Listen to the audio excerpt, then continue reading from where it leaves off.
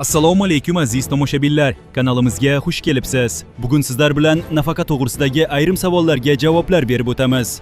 Videoni o'tkazib yubormasdan oxirgacha tomosha qiling, batafsil bilib olasiz. Yoshga doir, pensiya bilan yoshga doir nafaqa o'rtasida qanday farq bor? Ha, ular o'rtasida muhim farq bor. Ko'pchilik bu ikki tushunchani bir xil deb o'ylaydi, ammo qonunchilikka ko'ra pensiya va nafaqa alohida tartibda tayinlanadi. Yoshga doir pensiya nima? Yoshga doir pensiya bu mehnat faoliyati davomida ishlagan va belgilangan stajga ega bo'lgan fuqarolarga tayinlanadigan to'lov hisoblanadi.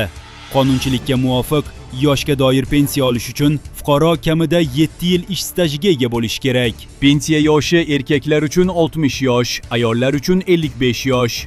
Agar shaxs ushbu yoshga yetgan va yetarli ish staji bo'lsa, unga yoshga doir pensiya tayinlanadi.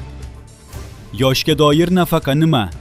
Yoshga doir nafaqa esa yetarli ish stajiga ega bo'lmagan fuqarolar uchun davlat tomonidan beriladigan ijtimoiy to'lov hisoblanadi. Ya'ni agar fuqaroning ish staji 7 yildan kam bo'lsa, u pensiya emas, balki yoshga doir nafaqa olishi mumkin. Nafaqa yoshi erkaklar uchun 65 yosh, ayollar uchun 60 yosh. Demak, nafaqa pensiyaga nisbatan kechroq yoshda tayinlanadi. Asosiy farqlar: pensiya ish staji borlar uchun, nafaqa ish staji yetarli bo'lmaganlar uchun. Pensiya yoshi ertaroq, nafaqa yoshi kechroq. Pensiya mehnat faoliyati asosida, nafaqa esa ijtimoiy qo'llab-quvvatlash asosida beriladi. Xulosa qiladigan bo'lsak, agar shaxs kamida 7 yil ishlagan bo'lsa, belgilangan yoshga yetganda pensiya oladi.